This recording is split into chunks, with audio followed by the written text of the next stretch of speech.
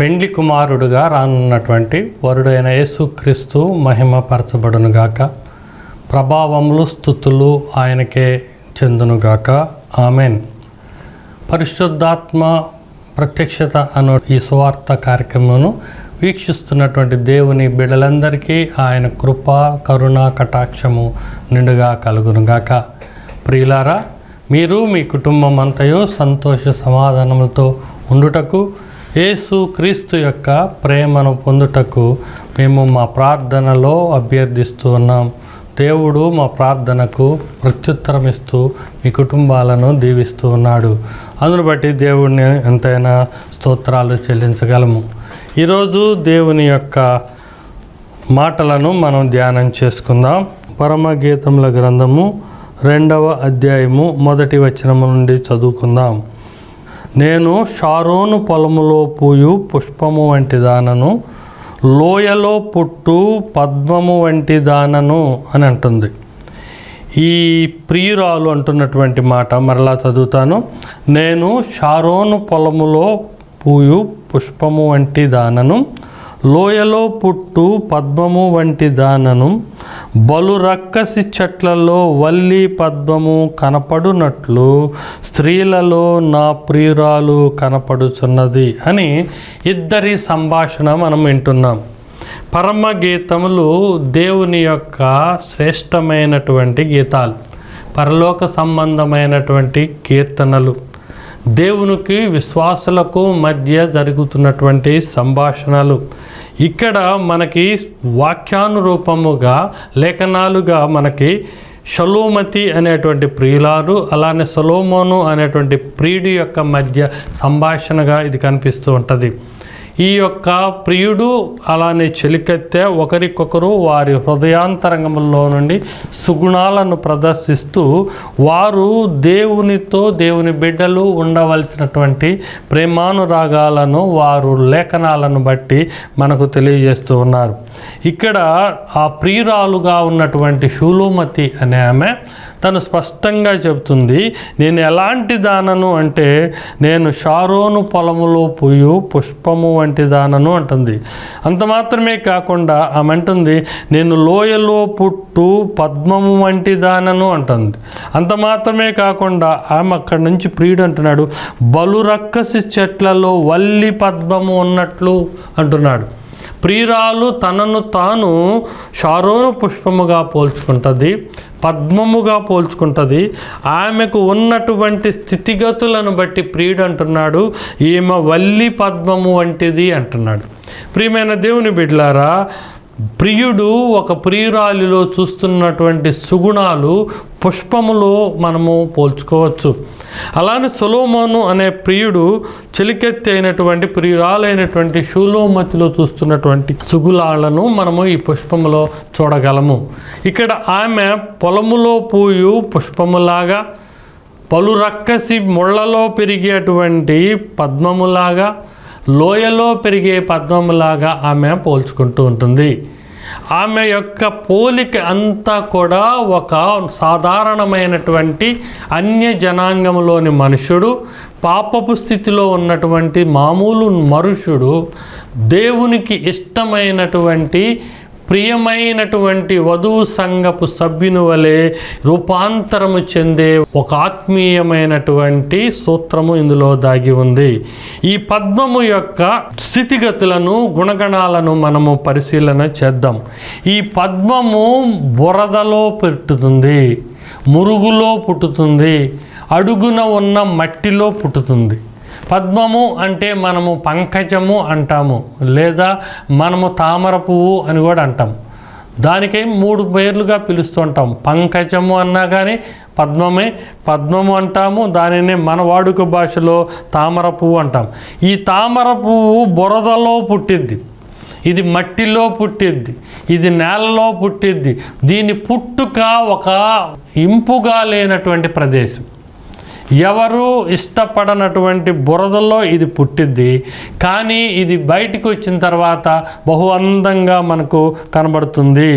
ఈ షారోను పుష్పమును పోలినటువంటి లాగానే ప్రతి నరుని యొక్క జీవితము ఉంటుందని మీకు జ్ఞాపకం చేస్తున్నాను. ప్రతి నరుడు జీవితము పుట్టుక కూడా అలానే ఉంటుందని మనము జ్ఞాపకం చేసుకోవాలి. ఒకసారి కీర్తనల గ్రంథము గనక చూస్తే 44వ కీర్తనలో మనం ఒక మాటను గమనించవచ్చు. 44వ కీర్తన అక్కడ రాయబడిన 25వ వచనములో ఏమని ఉంటుందంటే, మా ప్రాణము నేలకు కృంగి ఉన్నది, మా శరీరము నేలను పట్టి ఉన్నది అంటున్నాడు. అంటే మనుషుల యొక్క ప్రాణము అక్కడే పుట్టిద్ది, అక్కడలోనే కుంగిపోతుంది. ఆ మనుషుని యొక్క శరీరము నేలతోనే కలిసి ఉంటుంది అని మనిషికి నేలకు మట్టికి ఉన్నటువంటి సంభవాన్ని ఇక్కడ మనము క్లియర్గా చూస్తాం. అలానే మనిషి పుట్టుక ఎంత ఘోరమైనదో అక్కడ కీర్తనకారుడు తెలియజేస్తూ ఉన్నాడు. అక్కడ 40వ అధ్యాయము 2వ వచనములు అంటాడు, నాశనకరమైన గుంటలో నుండి జిగటగల దొంగ ఊబిలో నుండి ఆయన నన్ను పైకెత్తెను అంటాడు. మన పుట్టుక అంతా కూడా నేల మంటిలో పోలి ఉంటుంది. మన ప్రాణము నేలకు అంటగట్టబడి ఉంటుంది. మన శరీరము నేలను పట్టి ఉంటుంది. అంత దుర్మార్గమైన, అంత దుష్టమైనటువంటి లేక అంత శాపగ్రస్తమైనటువంటి జీవితం మనకుంటే దేవుని యొక్క కృపను బట్టి మనము నాశనకరమైన గుంటలో నుండి పైకి లేస్తామంట. జిగట గల దొంగ ఊబిలో నుండి మనము పైకి లేస్తామంట. లేవటం అంటే కేవలము మనము కాదు, దేవుడు మనలను జిగట గల ఊబిలో నుండి లేపుతాడు అనే మాట ఉంది. ఏమిటి జిగట గల ఊబి కలిగినటువంటి మనుషుని యొక్క పుట్టుక అంటే 51వ అధ్యాయము 5వ వచనములో, నేను పాపములో పుట్టినవాడను, పాపములోనే నా తల్లి నన్ను గర్భము ధరించినది.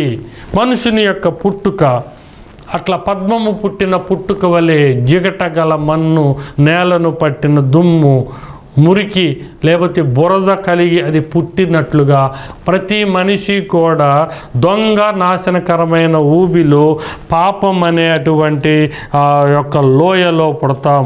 మనము తల్లి గర్భములో ఉన్నప్పుడే మనము పాపము ధరించి ఉంటాం. మనకి జన్యువులు తల్లిదండ్రుల నుంచి ఎలా వస్తాయో పాపము కూడా మొదటి ఆదాము అవ్వ నుండి అలా కొనసాగుతూనే ఉంది. అట్లా భయంకరమైనటువంటి జీవితము మనకుంటే అక్కడ పద్మము తామరము ఎలా బురదలో నుండి ఉద్భవించి నీళ్లను దాటుకుంటూ పైకి వస్తుందో అలా రీతిగానే మనుషులు కూడా పైకి అలా వికసిస్తూ పైకి వస్తాడు అని లేఖనాలు చెబుతూ ఉన్నవి.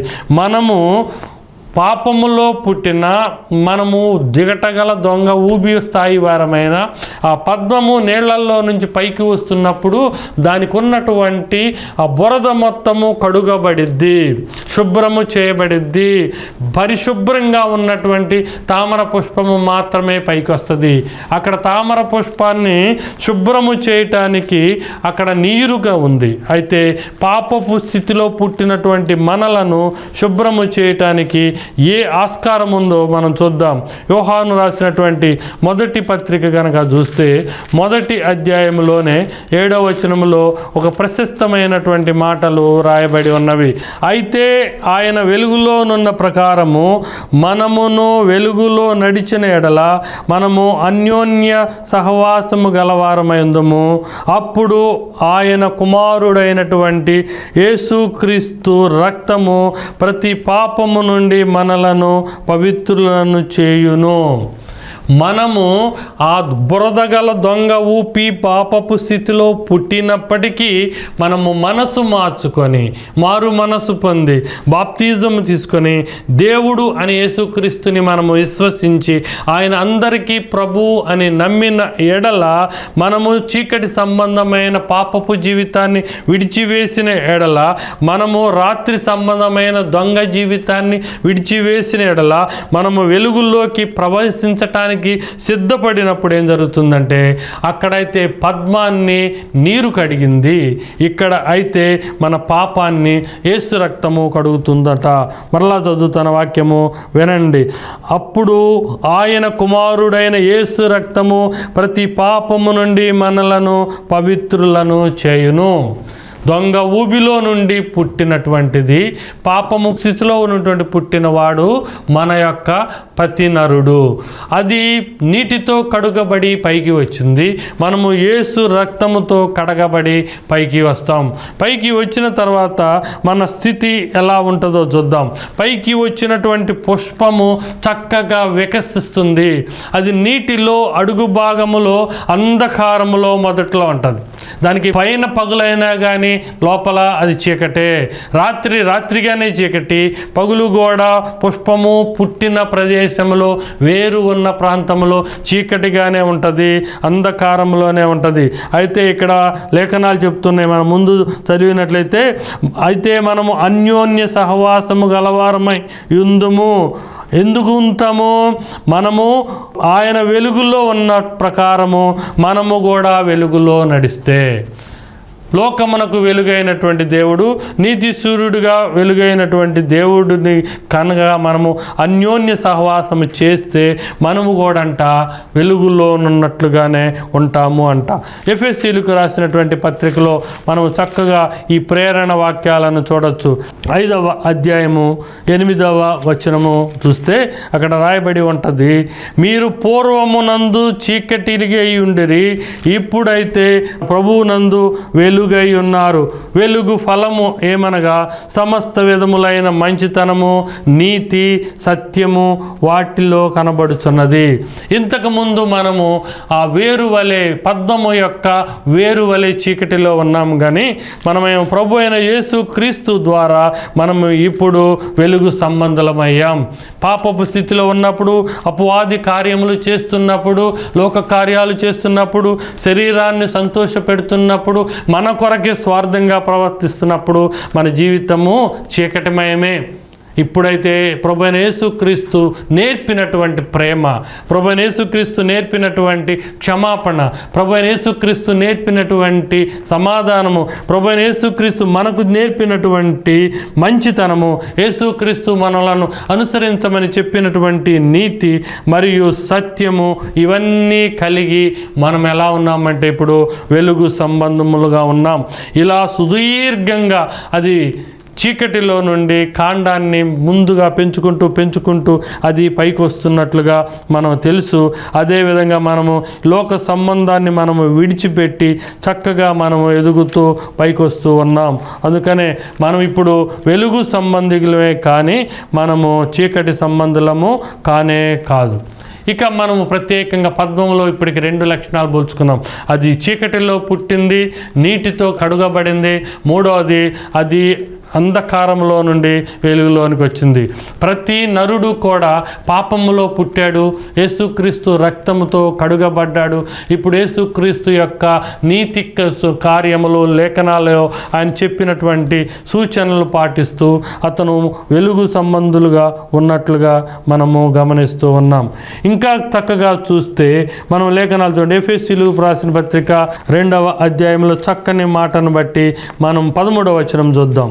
అయినను మునుపు దూరస్తులైన మీరు ఇప్పుడు క్రీస్తు యేసునందు క్రీస్తు రక్తము వలన సమీపస్తులుగా ఉన్నారు. పూర్వమైతే ఈ యొక్క పద్మము యొక్క కాండము బురదలో నుండే ఉంది. ఈ బురదలో నుండి అది పొడవైనటువంటి కాండాన్ని పెంచుకొని నీటి బయటికి వచ్చి అది ఇప్పుడు వెలుగుకు సమీపస్తురైనది. అదే రీతిగా పూర్వమైతే దేవునికి దూరంగా ఉన్నాం, యేసుక్రీస్తుకి దూరంగా ఉన్నాం, క్రైస్తవ్యానికి దూరంగా ఉన్నాం, ఇతర మత విశ్వాసాలను కూడా మనము పాటించి ఉండొచ్చు, లోక సంబంధికులతో తిరుగుతూ ఉండొచ్చు. కానీ ఇప్పుడు యేసుక్రీస్తు వలన, ఆయన రక్తము వలన మనము దగ్గర అయినట్లుగా మనము 4వ పోలిక పోల్చుకోవచ్చు. మనము దూరస్తులుగా ఉన్నాం. ఇంతకుముందు ఫలాలకు మనము దూరం. ఇంతకుముందు దూరంగా ఉన్న మనము ఇప్పుడు ఫలాలను పొందేటువంటి వారిగా ఉన్నాం. పద్మము మొదట్లో పైన లేకుండా దానిలో ఫలింపు లేదు, లోపల మాత్రమే ఉంది. ఇప్పుడైతే అది పైకి వికసించి ఫలించేది కనబడుతూ ఉంది. ఈ రీతిగా మనం చక్కగా చూడొచ్చు. ఇంకొక కారణము గనక మనము చూస్తే కొలసీలకు రాసినటువంటి పత్రిక 1వ అధ్యాయము 12వ వచనములో ఒక మాట రాయబడి ఉంది. కొలసీలకు రాసినటువంటి పత్రిక 1వ అధ్యాయము 12వ వచనంలో ఏమని వ్రాయబడి ఉందంటే, ఆయన మనలను అంధకార సంబంధమైన అధికారములో నుండి విడుదల చేసి తాను ప్రేమించిన తన కుమారుని యొక్క రాజ్య నివాసులుగా చేసెను. ఆ కుమారుని వలన మనకు విమోచనము అనగా పాప క్షమాపణ కలుగుచున్నది. ఇంతకు ముందైతే మనము అంధకార సంబంధులమే, కానీ ఇప్పుడు యేసుక్రీస్తు ద్వారా మనము ఆయన ప్రేమించినటువంటి కుమారుని ద్వారా మనము ఆయన రాజ్యానికి వారసులుగా మనము మార్చబడినట్లుగా చూస్తూ ఉన్నాం. అంటే ప్రియమైనటువంటి దేవుని కుమారుడని ఫుట్నోట్లో ప్రత్యేకంగా రాయబడి ఉంటుంది. ప్రియమైన దేవుని బిడ్డలారా, ఈ రీతిగా మనము దేవుని యొక్క సమీపంగా రావటానికి, వెలుగులోకి రావటానికి, మనము దేవుని యొక్క ప్రక్రియలోకి మార్చబడటానికి ఈ యొక్క లేఖనాలను మనము పాటించడం ద్వారా ఎంతో శ్రేష్టత పొందుతూ ఉన్నాం. మరి ఒకసారి జ్ఞాపకం చేస్తాను, పాపములో పుట్టినప్పటికీ యేసుక్రీస్తు రక్తము చేత మనము శుద్ధి చేయబడ్డాం. మనము అంధకారంలో ఉన్నప్పటికీ యేసుక్రీస్తు ద్వారా, నీతి సూర్యుడు ద్వారా, లోకమునకు ఎలుగైనటువంటి వాని ద్వారా మనము వెలుగులోకి వస్తున్నాం. ఇంతకుముందు మనము దూరస్థులమైనప్పటికీ మనము యేసుక్రీస్తు ద్వారా సమీప మార్గము ఏర్పడినదని మనము జ్ఞాపకము చేసుకోవచ్చు. ఇలా పోల్చుకున్నప్పుడు ఈ యొక్క షారోను పుష్పము యొక్క ప్రత్యేకతలను మళ్ళీ మీకు జ్ఞాపకం చేస్తాను. ఈ షారోను పుష్పము ఎరుపు రంగులో ఉంటుంది. షారోను పుష్పము చక్కటి ఎరుపు రంగులో ఉంటుంది. ఎరుపు అనేది యేసుక్రీస్తు యొక్క విమోచనకు గుర్తు. ఇది రక్షణకు గుర్తు, యేసుక్రీస్తు రక్తమునకు గుర్తు. ఈ ఎరుపు రంగు ఉన్నటువంటి పద్మములు యేసుక్రీస్తు రక్షణను తెలియజేస్తూ ఉన్నాయి. కొన్ని ఊదా రంగులో ఉంటాయి. కొన్ని ఊదా రంగు కలిగినటువంటి పుష్పములు దేవుని యొక్క రాజత్వాన్ని మనకు తెలియజేస్తున్నవి. ఊదా రంగు అనేది ఆయన రాజరికాన్ని తెలియజేస్తుంది. న్యాయాధిపతుల గ్రంథంలో ఈ వచనాలు కనబడుతూ ఉంటాయి మనకి. కొన్ని పుష్పాలు తెలుపు రంగులో ఉంటవి. అవి దానియేలు గ్రంథము 7వ అధ్యాయం 9వ వచనంలో దేవుని యొక్క పరిశుద్ధతను తెలియజేస్తూ ఉంటవి. ఈ రీతిగా ఒక పుష్పము 3 రంగుల్లో ఉండొచ్చు. ఆ 3 రంగులు కూడా ప్రతిదీ కూడా ఆత్మీయంగా మేలైనటువంటివే తెలియజేస్తవి. ఎరుపు దేవుని యొక్క రక్తమునకును రక్షణ కొరకును జ్ఞాపకంగా ఉంటే, ఊదా రంగు దేవుని యొక్క రాజ్యతకానికి ఇక్కడే రాయబడింది, ఆయన రాజ్య నివాసులుగా మనలందరినీ చేస్తాడు అని. మనము కూడా ఆయనతో పాటు రాజ్యాధికారము పొందే స్థితినిస్తుంది అని. తెలుపు పరిశుద్ధతనిస్తుంది. ఈ 3 లక్షణాలను మనము నేర్చుకోవటం కూడా అవసరము దేవుని యొక్క సమీపస్తులుగా మారటానికి. ఇక చివరిగా ఒక మాటను నేను మీకు జ్ఞాపకం చేస్తాను. ఈ పుష్పానికి కొన్ని రేఖలు ఉంటాయి. ఆ రేఖలు పైకి విస్తరించి ఉంటాయి. ఈ రేఖలను బట్టి, పుష్పమునకు ఉన్నటువంటి రేఖలను బట్టి ఒక విశ్వాసికి ఉన్నటువంటి లక్షణాలను మనము చూడొచ్చు. గలతీలకు రాసినటువంటి పత్రిక 5వ అధ్యాయంలో చూస్తే మనము ఈ రేఖల యొక్క మర్మము తెలుసుకోగలము. ఇక్కడ రాయబడి ఉన్నటువంటి రేఖల యొక్క మర్మము ఏమిటి అంటే చూడండి, 5వ అధ్యాయము 22వ వచనం. ఒక్కొక్క రేఖ ఒక్కొక్క లక్షణాన్ని కలిగి ఉంది.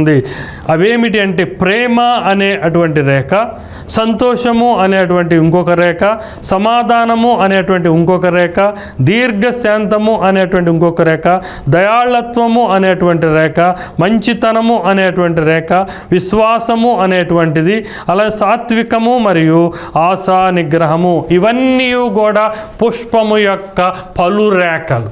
విశ్వాసి యొక్క ఆత్మీయ లక్షణములు. ఈ లక్షణములతో మనము ఆత్మీయ జీవితాన్ని ఇతరులకు ప్రదర్శించాలి. మళ్ళీ జ్ఞాపకం చేస్తాను.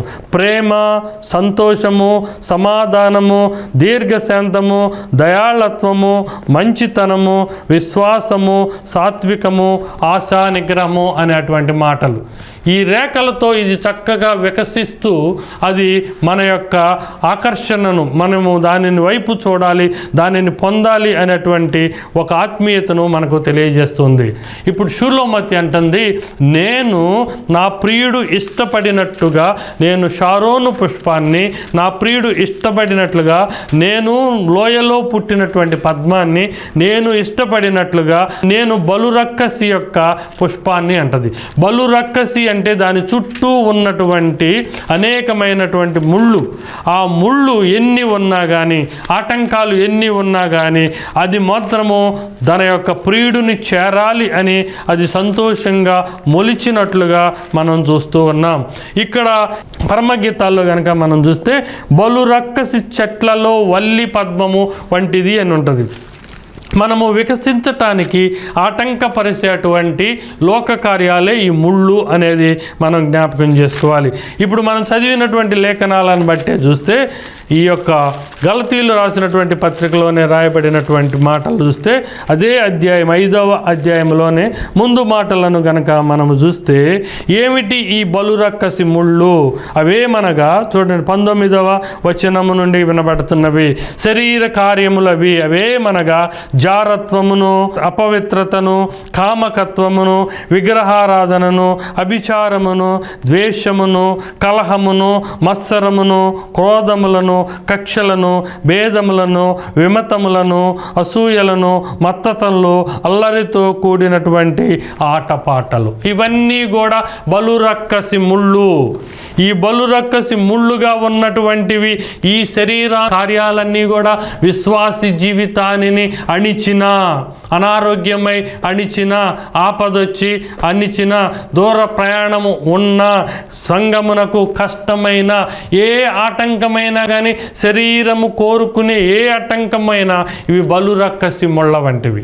ఈ బలురక్కసి ముళ్ళు ఎన్ని అయినా కానీ ఆటంకపరచని ఈ పద్మము అంట చక్కగా వికసిస్తుందంట, తన ప్రియుని దగ్గరకు వెళ్ళాలని ఆశ కలిగి ఉంటుందంట.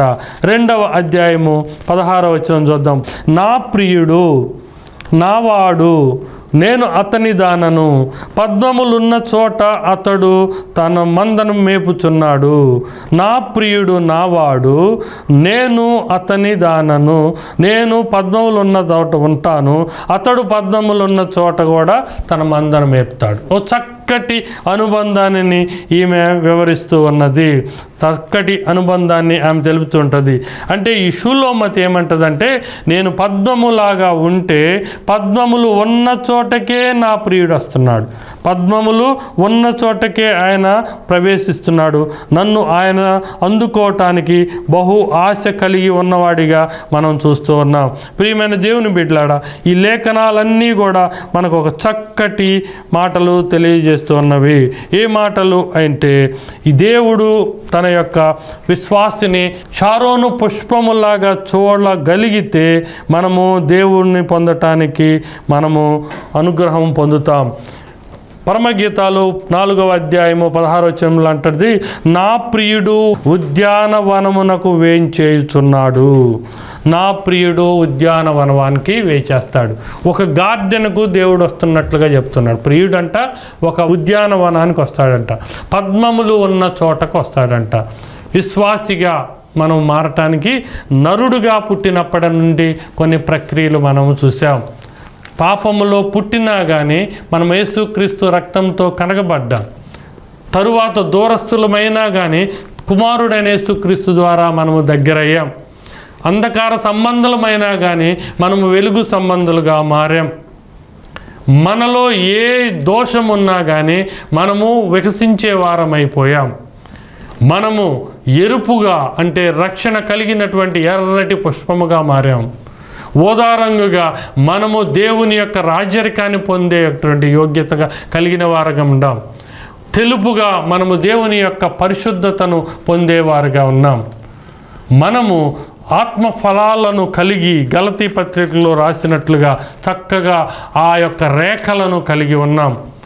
శ్రేష్టమైనటువంటి దేవుడు ఇచ్చేటువంటి ఆత్మ ఫలాల రేఖలను కలిగి దేవుడు మనల గురించి మురిసిపోయేవాడిగా ఉన్నాం. ప్రియురాలు చెప్పినట్లుగా ఎన్ని బలరక్కసి ముళ్ళు ఉన్నా కానీ మనము మాత్రము శ్రేష్టమైనటువంటి పుష్పముగా వికసించటానికి మనము సిద్ధపడ్డాం. మనకి లోక కార్యాలు, శరీర కార్యాలు ఏవైనా కానీ ఆటంకమవుతాయి.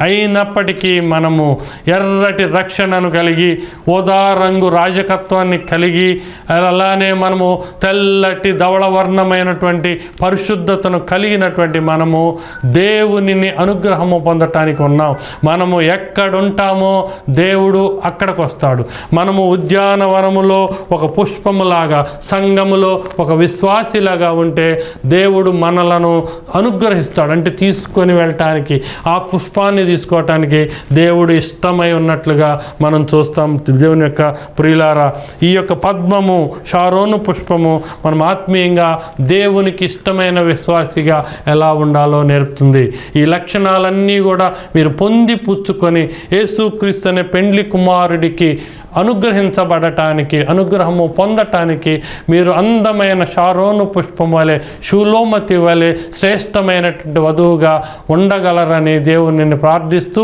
అట్టి కృప దేవుడు మీకు దయచేయునుగాక. ఆమెన్. ప్రార్థన చేసుకుందాం.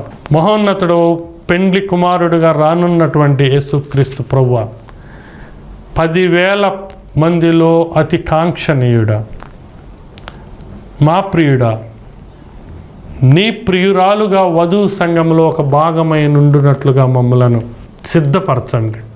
మా అలంకరణలన్నీ కూడా ఆత్మీయంగా ఉండుటకు సహాయం చేయండి.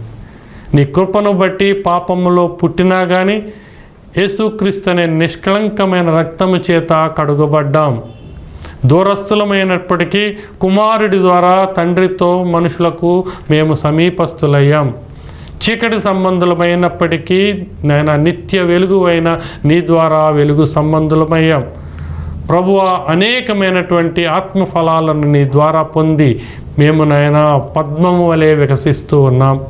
ఎన్ని బలురక్కసి ముళ్ళు మమ్ములను అణచాలని తూచినా, శరీర కార్యాలు మమ్ములను నాయన నెట్టివేసిన మేము వాటిని త్రోసివేసి నిన్ను చేరే స్థితికి మేము పొందుతున్నాం. మమ్మల్ని పొందటానికి ఉద్యానవనంలోకి మీరు ఏతించుతున్న దానిని బట్టి వందనాలు చెల్లిస్తూ మా బిడ్డలందరికీ కూడా షారోను పుష్పం వలె రూపాంతరము చేయమని, వారి ఆత్మను దీవించి ఆశీర్వదించమని యేసుక్రీస్తు వారి పేరిట ప్రార్థిస్తున్నాం తండ్రి. ఆమెన్. దీవెన తీసుకుందాం. తండ్రి యొక్క ప్రేమ, కుమారుడైనటువంటి యేసుక్రీస్తు యొక్క కృప, పరిశుద్ధాత్మ యొక్క అన్యోన్య సహవాసము, ఆదరణ ఇప్పటికీ ఎప్పటికీ మనందరికీ సమృద్ధిగా కలుగునుగాక. ఆమెన్. అందరికీ వందనాలు. మీ క్షేమము కొరకు, మీ ఆత్మీయ అభివృద్ధి కొరకు ప్రార్థన చేస్తున్నాం. కృష్ణా లంక ఆర్టీసీ బస్టాండ్ ఎదురు యెరూషలేము మందిరము వలె క్రొత్తగా యేసుక్రీస్తు హెర్మోను మందిరము అనేటువంటి సంఘము నడపబడుతూ ఉన్నది. అలానే తాడేపల్లి మదర్ తెరీసా కాలనీలో యేసుక్రీస్తు హెర్మోను సంఘము నడపబడుతున్నది. మీ ప్రార్థన అవసరతల కొరకు స్క్రీన్ పైన నంబర్కి ఫోన్ చేస్తే మేము ఆత్మీయంగా ప్రార్థన చేసి మీ ఆదరణ కొరకు విజ్ఞాపనలో ఉంటాం. దేవుడు మిమ్మలను దీవించునుగాక. ఆమేన్. అందరికీ వందనాలు.